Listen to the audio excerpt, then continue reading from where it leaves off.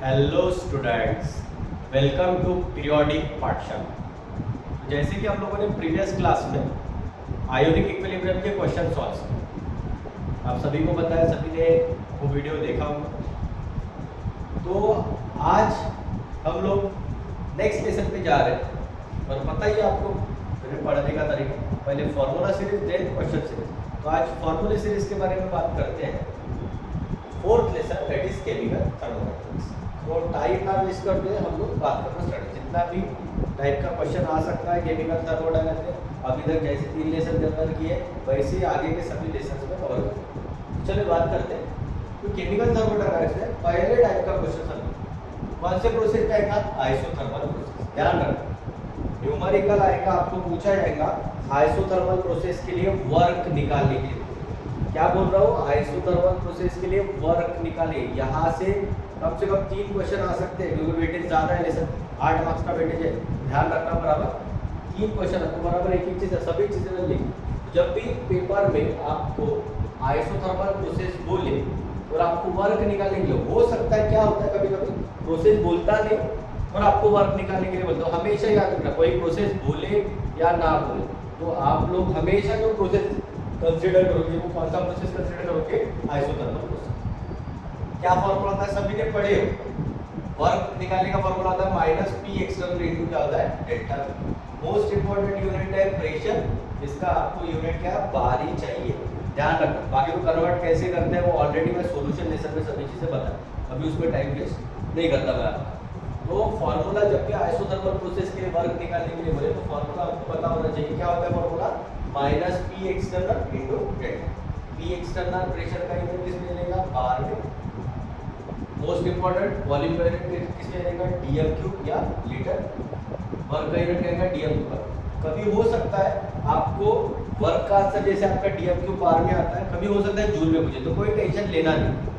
जो भी ये वैल्यूज रहेगा, जो भी आंसर रहेगा वर्क का डीएम क्यूब बार में, उस वैल्यू को किससे मल्टीप्लाई करना है? 100 से मल्टीप्लाई करोगे तो आपका जो निकलेगा वर्क वो जूल में निकलेगा। ये पहले टाइप का क्वेश्चन। आई होप पहला टाइप सभी को क्लियर है, लिखा ही है, क्लियर है। आइसोथर्मल प्रोसेस वर्क का formula minus P external into delta.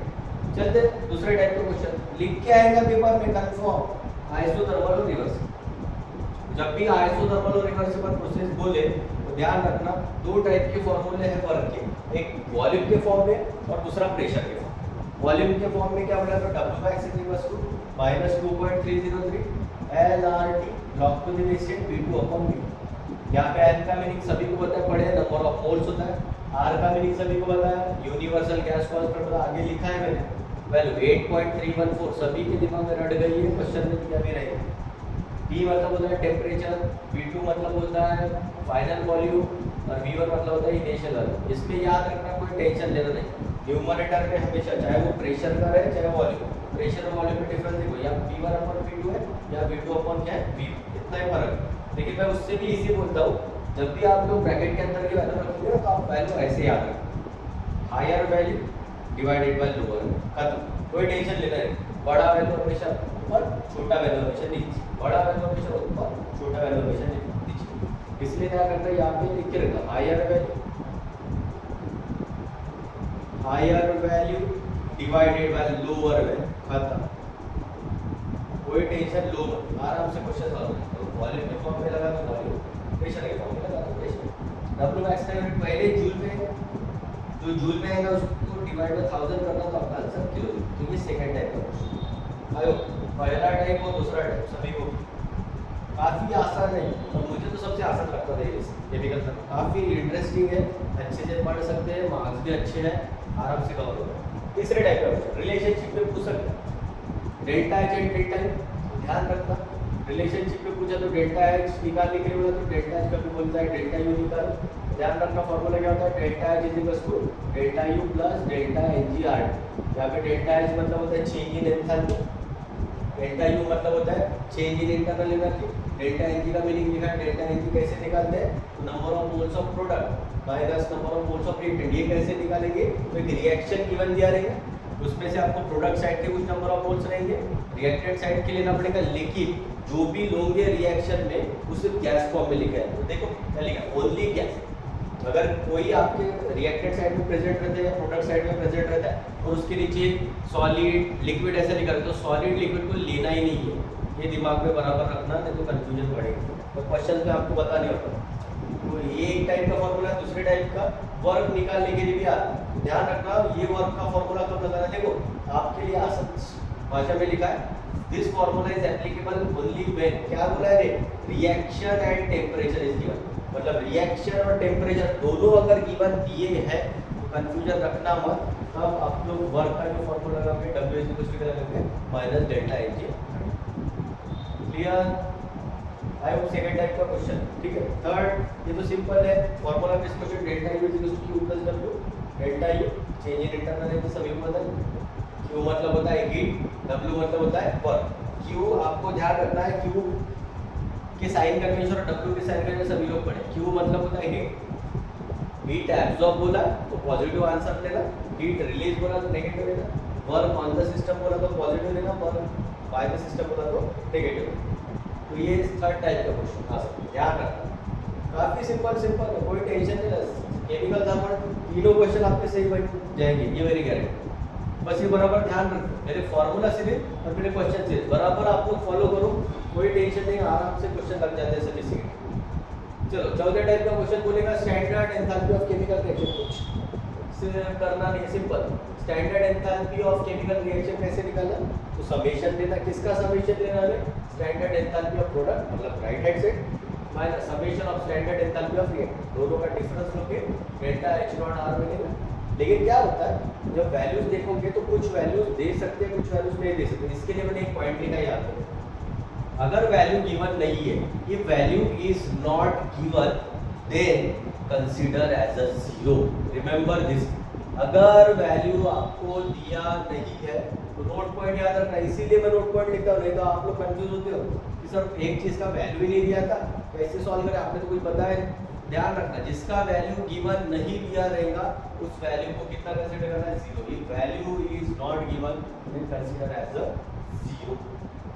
चलो सेकंड टाइप, ये तो के 1 2 3, ये चौथा।